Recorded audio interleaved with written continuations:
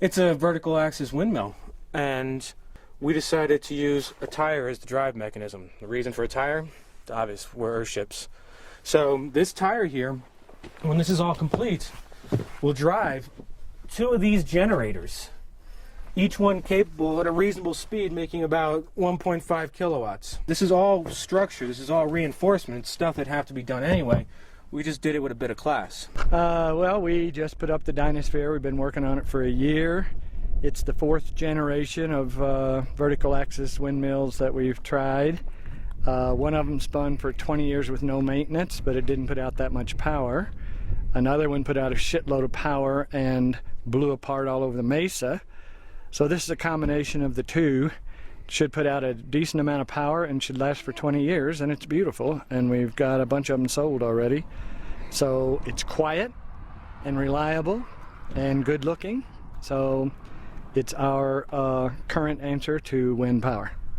The reason this is a sphere and not a cylinder is because you got a longer leverage arm to collect the wind. So smaller winds will start it and turn it faster. That's why it's a sphere.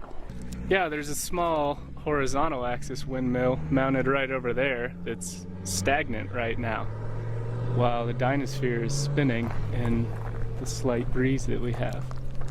There's a lot of stuff on the web about arguments between vertical axis windmills and horizontal propeller axis windmills. Mm-hmm. And they always badmouth the vertical axis because they don't make enough power. This one will make more power than most vertical axis, but it's a hare and a tortoise story. The horizontal axis windmills all blow apart within a year or 2, or 3. And then they have downtime. And the downtime, if you factor in the downtime and the repair time and the money into that, into your whole electrical output formula of something that'll spend 20 years with no downtime, these win the race. It's like the hare and the tortoise. So these win the race. They're a little bit less efficient and put out a little bit less power, but they never go down. And they last forever, and they're quieter. And they don't have to be on as tall a tower. So lots of advantages. So I'll be glad for somebody to put this into the argument over vertical axis versus horizontal axis windmills. What kind of costs are we talking about? Expensive for the first one.